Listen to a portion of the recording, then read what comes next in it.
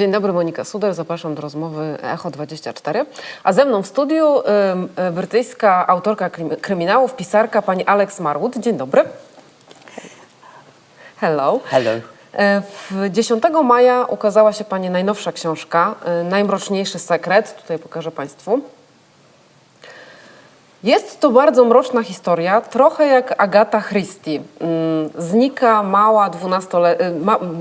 mała Koko, a 12 lat później te same osoby spotykają się w tym samym miejscu. O czym jest ta historia? Gdzie ten mrok? Gdzie ta tajemnica? Oh, well, the darkness is in the narcissism of the central character. What happens in this book? It's a psychological thriller, and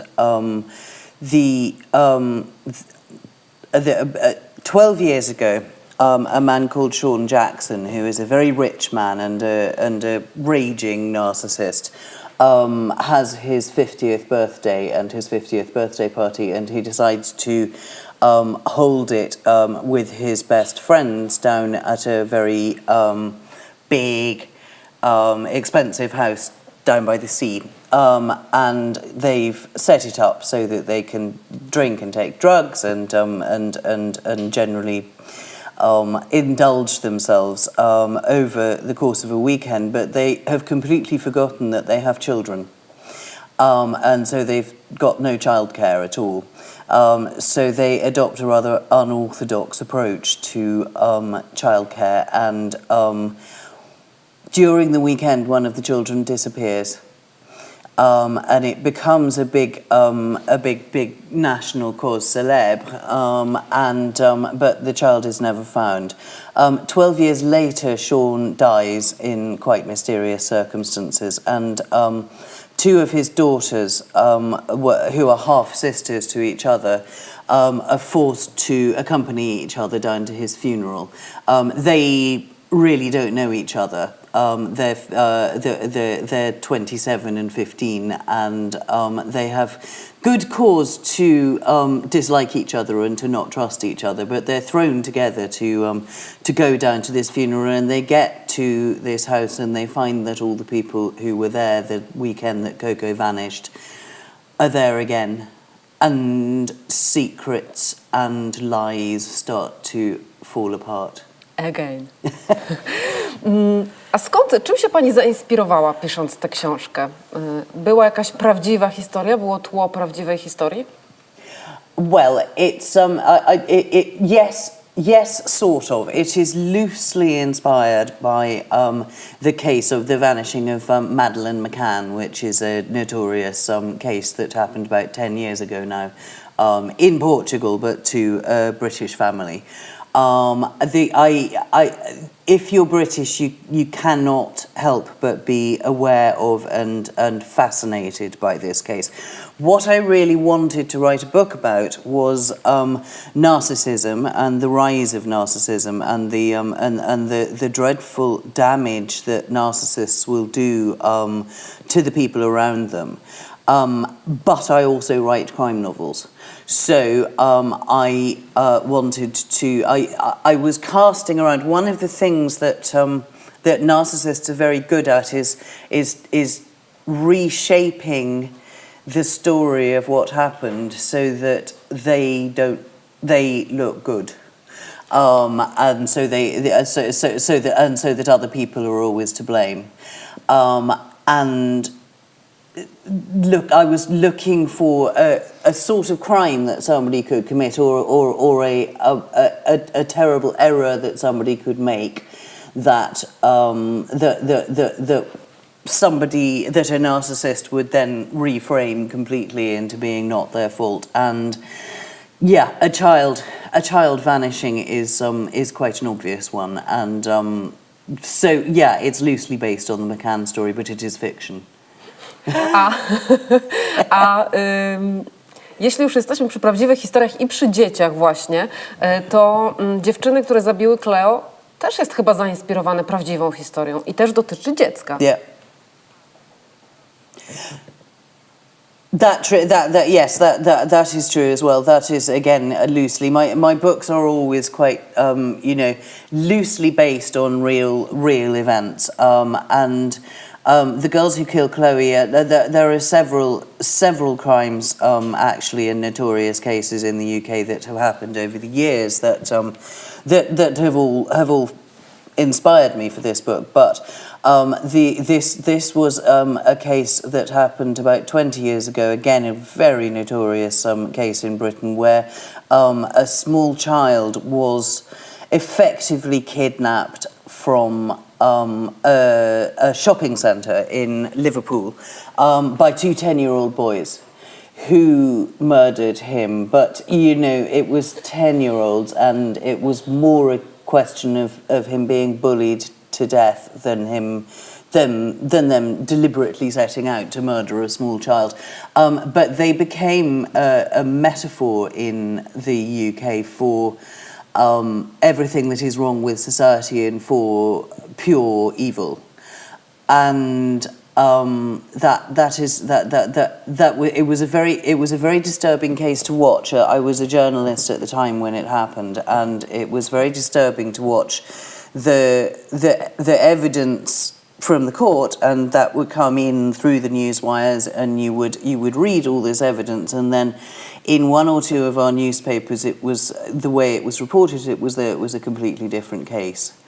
And it was very distressing, and obviously that is not. I'm not saying that it wasn't a hideous thing, a hideous event, and this poor child did die, and he did die quite horribly. But the way that we are all as human beings culpable in inventing figures who represent everything that we fear and everything that we hate was very much to the fore while that case was being tried. Bardzo mroczne te Pani opowiadania, bardzo mroczne też inspiracje. Yes. Raczej kojarzą się takie książki z mężczyznami, na przykład Jon Esbo jest takim pisarzem, który pisze mrocznie. Dlaczego kobieta pisze tak mrocznie i dlaczego kobieta przybrała imię Alex Marwood? Yes. Right. Yes. Certainly in the UK and in America, there is a great tradition of women writers actually being very prominent in crime writing, and particularly in this particular type of crime writing, the psychological crime, the psychological suspense. I'm thinking about writers like Patricia Highsmith, who wrote Strangers on a Train, and Daphne du Maurier, who wrote the incredibly famous book Rebecca. But, more recently there were people like Barbara Vine, who was Ruth Rendell. So she wrote as Ruth Rendell, she wrote police procedural novels, which were much more straightforward. But as Barbara Vine, she wrote these books that in the UK we call them as opposed to whodunits, we call them whydunits. I'm basically just following in the footsteps of some very, very great writers, very great female writers, it's quite fascinating because the men, it seems to divide right down gender lines as to the types of books that are being written in the crime genre, and men are writing whodunits and police books and books where a murder happens at the beginning and then somebody has to work to solve it. Women are very much more writing these books about how a crime happens and the small terrible decisions that people make that gradually gather pace like a snowball running downhill and end up in catastrophe. And they're doing it very, very well. There's some extraordinary writing going on in the psychological crime among the psychological crime women. Ale Pani imię, które Pani przybrała, Alex, jest takim imieniem, że trudno się najpierw zorientować, czy to mężczyzna, czy to kobieta. Yes, absolutely, and that was a deliberate choice. My real name is very, very feminine, and it was it was really noticeable. There is a well-established statistic that has been, you know, researched very heavily, and it is a fact, not an idea, but that men read books by men and women read books by everybody. And you know what, to sell really well, you need to sell to everybody. So, and I also, you know what, I'm not all that feminine a woman, so having carrying this very, very feminine name around was, you know, a bit of a burden. But it has been very, very noticeable that since I changed my name and stopped being called Serena, I have gone from being read almost exclusively by women to having probably 40% of my readers are men. And the number of men who follow me on social media and friend me on Facebook and communicate with me through the internet has absolutely shot up. So it's fine. And then some men get very, very, very angry when they realise that I was a woman all along. I've had one or two very funny reviews on Amazon, particularly by men who feel that they've actually been defrauded in some way because they bought a book thinking it was by a man. Czują się oszukani, tak? Że książkę napisał. Yes, they say, you know, and I realised that this wasn't written by a man, and I went on the internet and I researched her and I found the truth, that I had been deceived. It's very funny, you know. It always I actually did get a review that literally said that, and I just took it to Facebook, and we all had a big laugh about it, you know. And then a few days later, my doorbell rang, and I had this envelope about that size, and one of my friends had taken all the text of this review and had set it in that jokey font called Comic Sans, and had done it up in very, very bright, silly comedy colours, and had laminated it, and now I keep it on my bathroom wall. A proszę powiedzieć, czy bycie wnuczką pisarek pomaga, czy przeszkadza? Yes. It's neither. Really, I mean, I admire my grandmothers very much, but I write completely different books. The advantage of it was simply that when I announced that I was going to be a writer, my family didn't go, please don't, you will never make a living. They you know, I think it's one of the first hurdles that writers have to overcome, is the fact that everybody, you know, there's a famous cartoon in the UK of two people sitting at a cafe table, and one says, I'm writing a book, I'm writing a novel, and the other says, nor am I. You know, so my family just went, oh, all right, when I said I was going to be a writer, and that was a real help. But apart from that, no, not really. I mean, I certainly haven't tried to model myself on my grandmother's careers. A jak pani pisze? Bo słyszałam, że pisze pani również leżąc. I do. I'm a very chaotic, I have a very chaotic brain, and I'm very easily distracted. And so I have, and funnily enough, one of my grandmothers was exactly the same, and she wrote in exactly the same way. And I think it's genetic. But basically, when I start to write a book, I just shut myself away from the world, and I get into bed, and in the morning I wake up and I pull the laptop in with me, and I just and I try to cut off the internet, so I really can't have any distractions, and I just do, and I force myself. I make myself so bored that I have to write in order not to die of boredom, basically, and I will do that for 3-4 months. And I won't see anybody, and I won't go anywhere, and it is a very, very odd. So I'm half mad by the time I finish a book, which is why I only write a book every 2 years, because then I have to go out and actually become a human being again. Jak pani pisze, to zanim pani zacznie pisać, to robi pani ręcznie notatki, no bo pisze pani na laptopie, tak? A jakieś notatki robi pani ręcznie, ma pani jakieś małe kartki, gdzie tam zapisuje taki pomysł na przykład? Yes. Well, I do a lot of research. I research my books very heavily, but then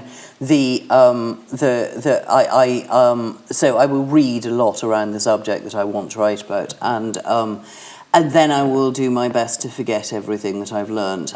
But what I do, I plot using file cards, which is a very common trick in screenwriting. So as I have ideas, I will write them onto a separate file card and just keep them in a pile, and eventually you start seeing a pattern falling together. I also have a big whiteboard, and on that I will write, I will keep all the time, I will keep the names and ages and physical characteristics of all the people, and also I'll draw little maps of the area that they're in and things like that. But a lot of the time I sort of just do it by free brain, and I explore. I'll spend sort of what would be probably about a third of a book just exploring the characters until I know them well enough that I know the decisions they would make when I throw them into the situation that I want them to be in, and I will then throw away all of that and finally hit chapter 1. I właśnie o postacie chciałam zapytać, bo mówi pani, że jak tworzy postacie, to wszystko jest oparte na researchu, ale jak pani wymyśla postać? Czy to jest na przykład tak, że oczy ma sąsiada, włosy kogoś tam, czy to jest zupełnie fikcyjna postać? Yeah. Yes, I mean, essentially it is. I mean, I get inspirations from situations I see, and sometimes from little behaviours that somebody will exhibit. With the killer next door, that actually came about because it's not based on my neighbours, but it came about because one of my neighbours' drains got blocked. This was actually something that it was very funny. He's a very nice man, and I don't think that he's a serial killer, but we were standing over his drains and looking at them, and he said, "Well, the plumber says that it's been blocked by fat." And I remembered a notorious case that happened in the 1980s in the UK, where a man called Dennis Nilsson was killing young men in a very crowded house full of tiny flats, a rooming house. And he killed 14 young men and disposed of their bodies by cutting them up and boiling them on the stove, and then pouring them down the toilet. And eventually the drains got blocked by fat. And that was how he was caught. So I was I standing nikt nie there. zareagował. Nikt nie wiedział o tym. Absolutely, nobody knew, and that is the thing that I've always found completely fascinating about that case, and that was the thing that I actually wanted to write about in this book, was how do you live in a house, literally sharing walls and sharing bathrooms with somebody who is killing 14 people and not notice at all. So the book is actually about all the people that were living in the house with Dennis Nilsson rather than Dennis Nilsson himself. A czy któraś z postaci, jeśli już jesteśmy przy zabójcy z sąsiedztwa, jest zainspirowana autentyczną postacią, czyli ma wygląd na przykład tego sąsiada, z którym pani rozmawiała, czy na przykład jakiejś innej sąsiadki, która może powiedzieć: "O, jestem w książce"? Sometimes people think they've spotted themselves. The really interesting thing actually is that if I have actually put characteristics of people I know into a book, they never spot themselves, but they often decide that some other character is them, which is very entertaining. No, my neighbour Cliff certainly is not in the book, but he was very. I hesitated to give him a copy, but I eventually did after about 3 years, and he went quiet. And I was, you know, I was like, oh God, he hates it. You know. And then, but he's from Ghana, and actually he'd gone off to Ghana to do some, you know, do some work. And so a couple of months later, I was coming home from the supermarket, and there was Cliff, he's very handsome, and he knows it, and he likes to walk around wearing nothing but a towel most of the time, you know, and he's all shiny.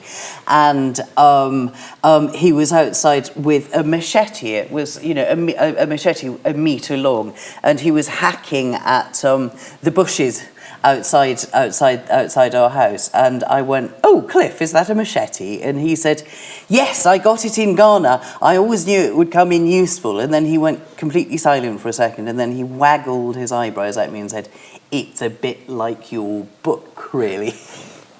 A kto jest pierwszym czytelnikiem pani książki, pierwszym recenzentem? My agent. When I was younger, I would attempt to show things to other people, and it was always a disaster. I now have a policy that I only show, before it's published, I only show my work to someone who has a vested financial interest in it. Słucha pani rad wydawcy, tak? Absolutely.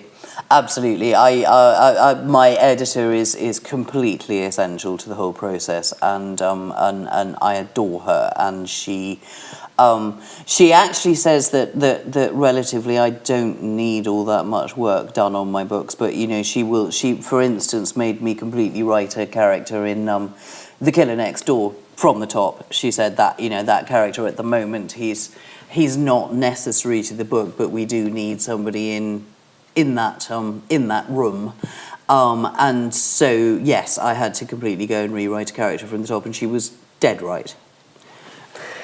Bardzo dziękuję za rozmowę. Thank you very much. Thank you, Monika. Moim i Państwa gościem była pani Alex Marwood, a my zachęcamy do zakupu najnowszej książki Najmroczniejszy sekret. Dziękuję Państwu za uwagę. Do zobaczenia.